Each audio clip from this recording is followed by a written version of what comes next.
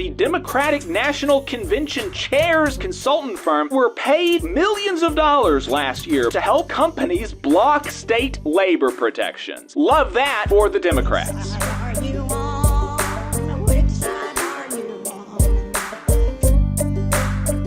Last week in Southern Labor, where we talked to you about what happened in Southern Labor in the last week. And we do that because workers are on the move all the time, and we don't hear about it. We hear about every little press release from the cops or from the Chamber of Commerce or all of this kind of stuff, but we never hear about what workers are doing. And so we try to remedy that by talking to you about what workers are doing in the South every week. And so with that, let's jump into new election filings. 72 workers at Corsair Gaming in Duluth, Georgia filed for a union election with Teamsters, Local 728. 18 fiber network technicians at Liberty Communications in San Juan, Puerto Rico filed for a union election with the Communication Workers of America, CWA. 14 workers at the George Washington Museum in Washington, D.C. filed for a union election with the Service Employees International Union, SEIU, Local 500. 175 workers at Compass Group, a bunch of restaurants, filed for a union election with Unite Here, Local 23. 11 baristas at French Truck Company in New Orleans, Louisiana, filed for a union election with the Teamsters, Local 720. 21 workers at Bourbon Dog in Burlington, North Carolina, filed for a union election with the Tech Repair Union, Local 1.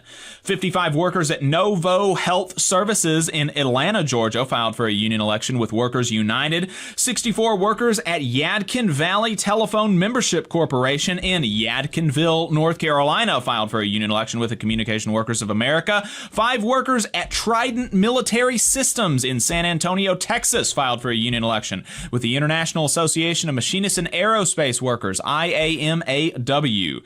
Friend of the show, Chris Townsend, reports that the Ironworkers Local 5 is trying to organize 100 workers at Iron Fabrication Services on the north side of Alexandria, Virginia today.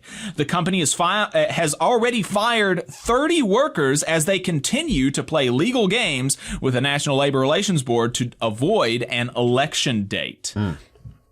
There were also several election results in the last week. 22 workers at Cargill in Kansas City, Missouri voted 13-9 in favor of unionization with the United Steelworkers Union, Local 617. 16 workers at Starbucks in St. Louis, Missouri voted 14-2 in favor of unionization with Starbucks Workers United. 5 workers at the Kogar Group in Washington, D.C. voted against unionization with the Governed United Security Professionals, 1-4. 3 workers at the Athens Banner Herald in Athens, Georgia, voted against unionization with the News Guild CWA, 1-2. 248 workers at Amentum Services in Fort Campbell, Kentucky, voted in favor of unionization with the International Association of Machinists and Aerospace Workers, 141-43. Workers at Jacksonville State University right here in Alabama announced that they are unionized with the United Campus Workers, CWA, and that is they did not go through an election process because they are in the public sector, and there is no public sector collective bargaining or unionization process in the state of Alabama. So if you want to be a union, you can be. You just gotta do it. And the collective bargaining process is not the same as in the private sector, and so, there's going to be a little bit of difference in tactics at Jacksonville State University, just as there has been at the University of Alabama in Tuscaloosa, where the United Campus Workers already has a strong presence. Hey, 5 seconds. Just wanted to say that this is only possible because of our donors. If you want to see more of this, then consider donating yourself at tvlr.fm/donate. In strikes and bargaining, the Starbucks Workers United has wrapped up 1 week of streaming on Twitch every single day to talk about their bargaining demands. One bargaining demand every day, and they're talking about the issues around, the demands around these issues every day. So the first day was the right to organize, the second, health and safety, the third, no reductions and immediate access to benefits, the fourth day, wages and pay, the fifth day, high high-quality health care. Sixth, guaranteed and consistent schedules. And finally, leave policies. If you want to check that out, you can go find Starbucks Workers United on Twitch and watch the VODs. There's no updates on negotiations between 1,400 CWA members and Frontier Communications in West Virginia. They extended the contract through the 19th of August, which the observant among you will note that is today. So the deadline is 11:59, and they will either be coming back to the membership with a tentative agreement, extending the contract, working without a contract, or going on strike tonight at midnight. So we should have an update tomorrow, and I'll try to make sure that that is in the newsletter, which reminds me, subscribe to the newsletter so that you can get what happens in Last Week in Southern Labor every single week directly to your inbox, tvlr.fm/contact. Let us know that you want to be on that newsletter. BCTGM bakery plant workers at IFF in Memphis are still on strike. I'm in touch with the president of that local, and we're going to try to bring him on the show here in the next couple of weeks.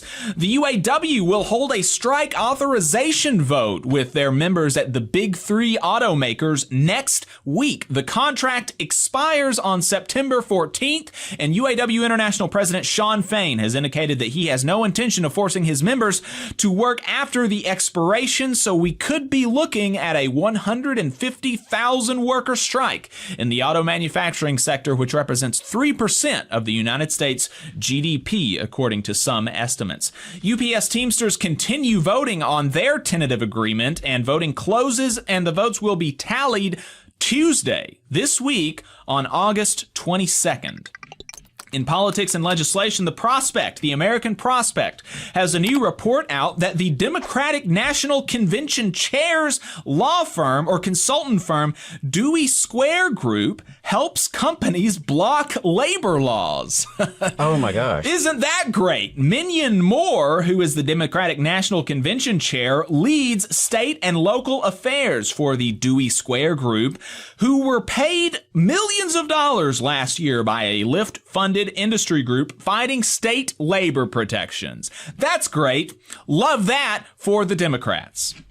80,000 Atlantans over in Georgia have signed a petition to have a referendum on the construction of Cop City, which is more than voted for the current mayor. More people want to vote on Cop City than voted for the mayor. So here's hoping that they are able to get that referendum. The construction of Cop City is being done by non-union contractors, and some unions have voiced opposition, at the very least, to the police violence against the protesters, if not the construction itself. The International Union of Painters and Allied Trades released a statement last month saying that they were, quote, proud to stand in solidarity during the height of the pandemic with the Black Lives Matter protests in Washington, D.C., and today we stand in solidarity with the protesters in Atlanta who are facing egregious and unnecessary violence by the Atlanta police force and others for simply disagreeing around matters of public policy. In internal union affairs, the American Federation of Government Employees turned 91 years old last week. That's it for Last Week in Southern Labor. If we missed anything, then hit us up, tvlr.fm/contact, and give us some information about what we missed going on in the South, and we'll put it in the next newsletter. And you can also preemptively tag us on social media if you see something happening in the South that you think should be in this roundup of news from labor in the South. You just saw a clip from the Valley Labor Report. We are live every Saturday morning from 9:30 a.m. till 12:30 p.m. And we pride ourselves on keeping all of our content free to everybody so that we can talk to as many working folks as possible. If you support the work that we're doing, you think that it's important, you think that it's good, then consider making a monthly contribution to the project, and you can do that on our website, tvlr.fm.